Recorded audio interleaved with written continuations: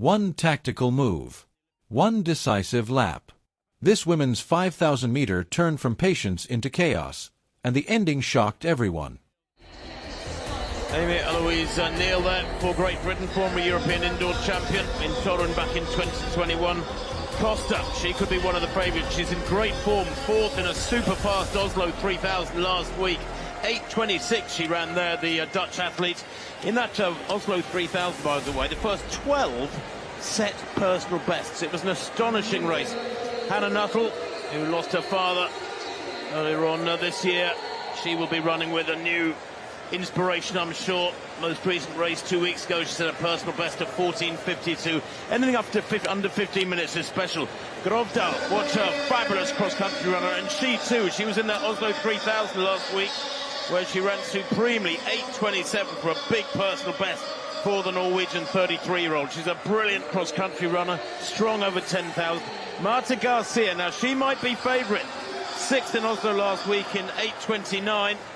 She's had a fabulous indoor season in Boston back in January. She ran 14:46 for 5,000 metres. Watch Batocletti, better known as a cross-country star. European junior cross-country champion twice, and then European under-23 cross-country champion twice. Fifth in the World Championships 5K on the road back in Riga last October. And Korn goes in this one as well. Agathe Korn, just 19 years old. She's knocking on the door, breaking 15 minutes. That was last year. This year, only 15:18.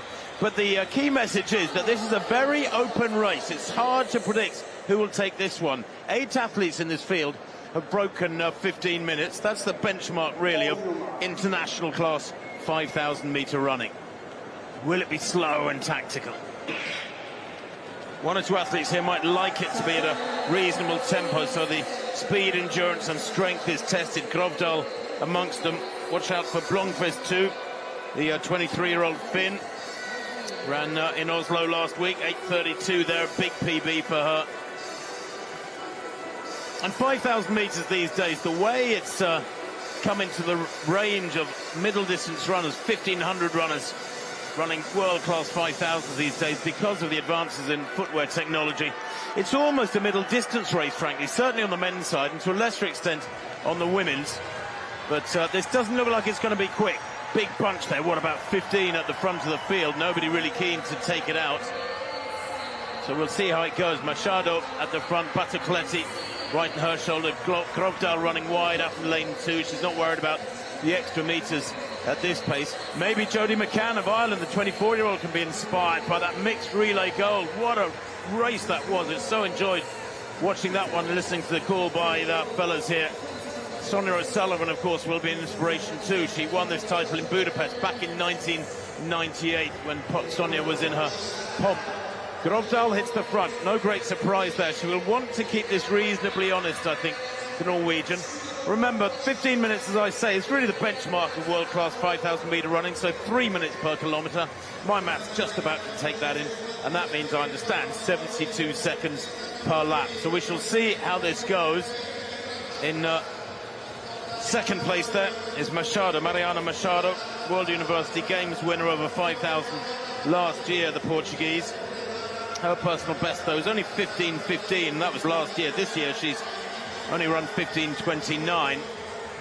However, I thought last week that Grovdal hadn't been in great shape in her previous races, and that she came out and had a fantastic run in front of the home crowd at the Bislett Games. So you can read too much into recent form, recent races. Athletes sometimes peak specifically for a race, and don't worry about the previous races. You don't have to look at recent form to get an accurate idea of how they're going. But this is a big pack, as I say, 22 in a 5,000-metre race. Satan sitting right at the back at the moment for the other Norwegian in this one. And Amelie Satan, the 26-year-old, she's only run 15:42 this year, but I'm loath to write her off, frankly. There have been a few surprises this year in distance races. So Grovdal then, making sure it's reasonably healthy up in front. Batocletti in third place behind Machado. Running wide, there's Blomqvist. Watch her in good form, as I said. Run 4:04 for 1500. She's pretty useful over the metric mile as well. And Hannah Nuttall, well, wouldn't it be great to see her have a big run here? Silver medalist or second placer in the European Team Championships last year over 3,000 metres, over 5,000 metres, excuse me. And we know she's in good form too. She ran 4:05 last year for 1,500 metres.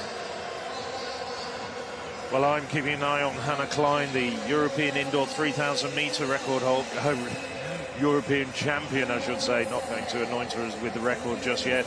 She's lying back in 4th place at the moment and looking very confident, very comfortable. And she's got good speed as well. She's got great pedigree, over 1,500 metres. Looking very comfortable in these conditions. That's the German in 4th, but this is a really good quality field, and as Tim was saying, I think most pundits would say this is very open.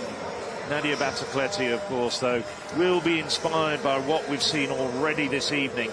That surprise mixed 4x400 metre relay silver medal for Italy.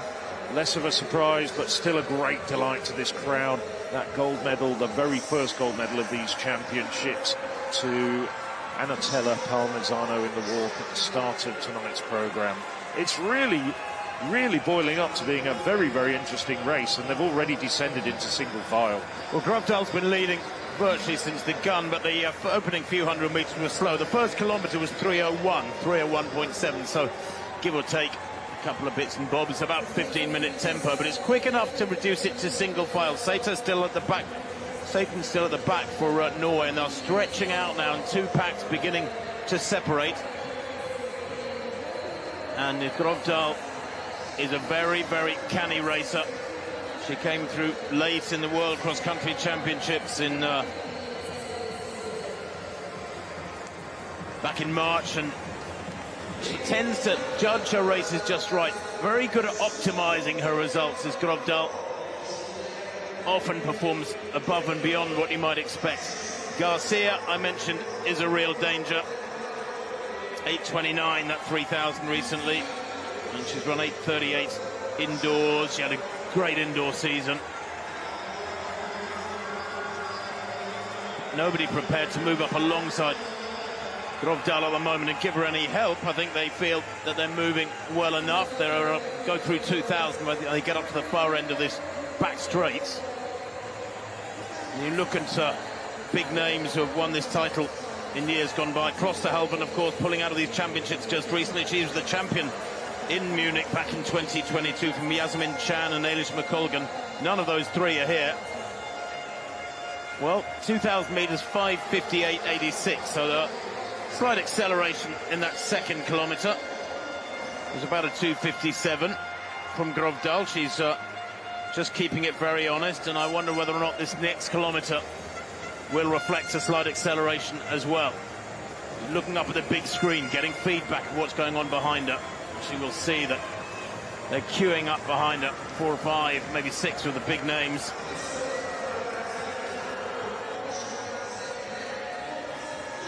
Hannah Nuttall at the moment back in about 9th place, the best of the Brits.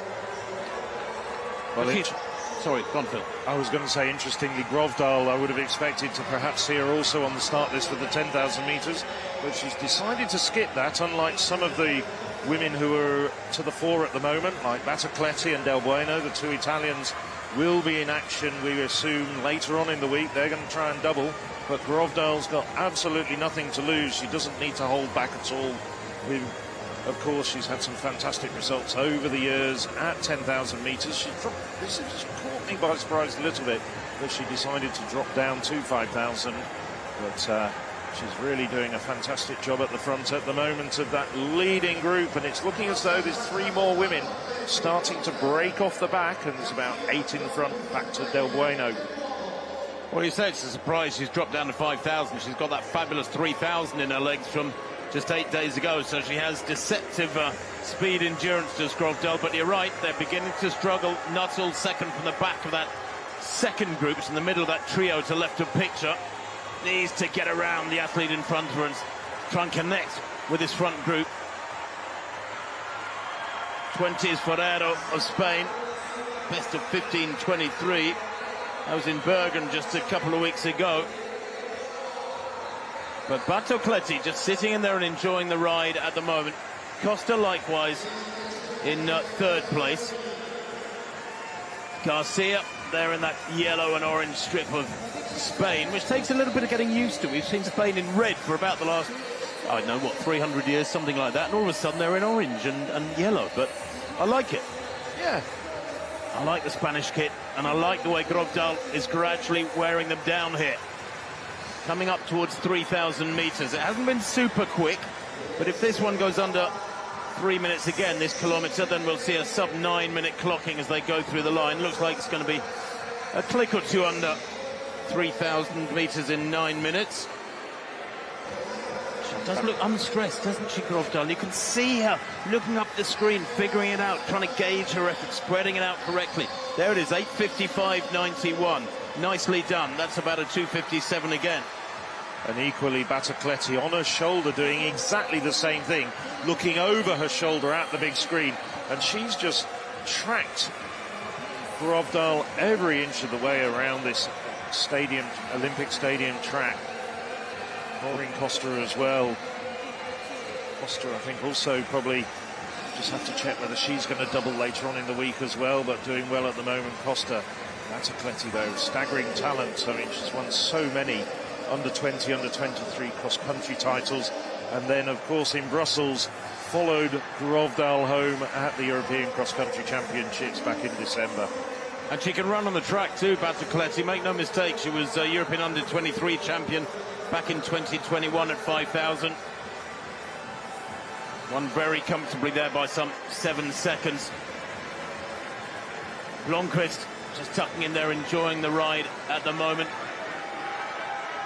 And Izzy Fry leading that second group, chasing group, trying hard to stay in touch, or at least get back in touch with this lead pack, which is what, 8 strong now. And Grovdal just stretching them out, little gaps appearing. There's 1 or 2 athletes, I suspect, towards the back of this group of 8 who are kind of redlining right now, working hard. Yeah, Del Bueno, I mean, she's a 4:03 1,500-meter runner, but she's looking as though she's well out of her comfort zone. So too Machado, a Portuguese athlete.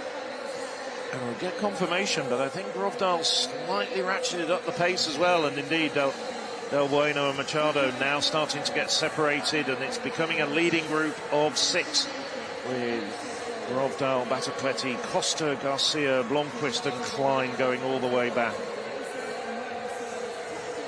Yeah, they're dropping away. Look at that, 3 peeling off the back. She's getting her reward for this hard work. I just sense that she's got a feeling she can win this. Grovdal, she hasn't won a major international track title before. Tonight could be her opportunity. She's 33 years old now. Very, very smart racer. And her lifetime best, although it was a couple of years ago, 14:31, makes her about the quickest in the race, I have to say, from the list of personal best. And her record at major championships is quite fabulous. Back in 2016, remember those championships in Amsterdam just before the Rio Olympics? She took a bronze medal in the 10,000. 2 years later, in those brilliant championships, European championships in Berlin, she took a bronze in the 3,000. She went to Rio back in 2016, finished 7th in the 5,000, really mixing it with the best of the East Africans. She's got, I guess in a way, she's operating below the radar a little bit because she doesn't get too many major track medals, but she always is up there in the top 6 or 8 in major championships, and she's brought this down to 5 now. And they are hanging on. And I think if any of them was really comfortable, they'd move up onto her shoulder and maybe give her a little nudge with the elbow, as if to say, is that all you got? But they've gone through 3,000 in 11:51. So that is about a 2:56, that 4th kilometre. Slight acceleration. She's gone 3:01, 2:57, 2:57, 2:56. It's a wonderful, classical way of wearing down your opposition, just winding it up. And 2 laps to run. And Grovdal unchallenged at the front at the moment. But this penultimate lap, I feel, very important, Bill, because she's got to take the sting out of 1 or 2 of the big kickers behind her. She's got to make this lap really count but still save a bit herself. Yes, Blomqvist at the back of that group of 5. She's a 4:04 runner, and she has good credentials over 1,500 metres. If she's still there at the end, she could definitely be challenging if it's a sprint for the line. But Blomqvist starting to struggle as well now, and I think if she's followed your tactics, if she could have heard you, Tim, Grovdal is just starting to ratchet up. It's the long run for home with just over 500 metres to go. Batacletti now pushing her hard, though. Batacletti getting up there. And did I see her just glance over her left shoulder there just to see where Batacletti was? Now, of course, coming up to the bell, and it's Grovdal and Batacletti getting away from the rest. Grovdal has done almost the full job. One athlete accompanying her. She goes through the bell there in about 13:33. Now she's got to really dig deep and make every metre of this final lap count. Batacletti looks comfortable. She's had the most perfect pacemaker for nearly 12 laps now. She's tucked in behind the Norwegian, but Grovdal is tough, gritting her teeth, still glancing up there. Costa back in third place, battling, trying to get away from Garcia and Blomqvist for the bronze medal. There she is, but she's 25 metres down and into the last 200 metres. And you know that everyone in Norway will be punching the air here and screaming at their TVs if they're not here in the arena. She's grimacing hard. Grovdal. Batacletti looks ominously calm in front of the home crowd. Looks cool. Swings wide. 100 to go. Changes gear, and she's away. And this crowd in the stadium, only a few thousand strong, roars with delight as she pulls well clear. Grovdal will get another minor medal, but for Italy, it's yet another gold on this first day. Batacletti wins the 5,000 in 14:33. It's a brilliant run. All the hard work done by Grovdal, of course, but that is quite supreme running from Grovdal and Batacletti in particular. It's a new championship record to boot for Batacletti, 14:35.29. And just checking, well, for Batacletti, it's a personal best by over 6 seconds. And she owes it all to the Norwegian who runs her season's best. And Garcia, well, she... Beneath the floodlights of the Olympic Stadium, the women's 5,000 meters delivered a race that perfectly captured the beauty of elite distance running, a blend of restraint, bravery, and razor-sharp tactical awareness. 22 world-class athletes lined up for what was widely expected to be one of the most unpredictable finals in recent memory.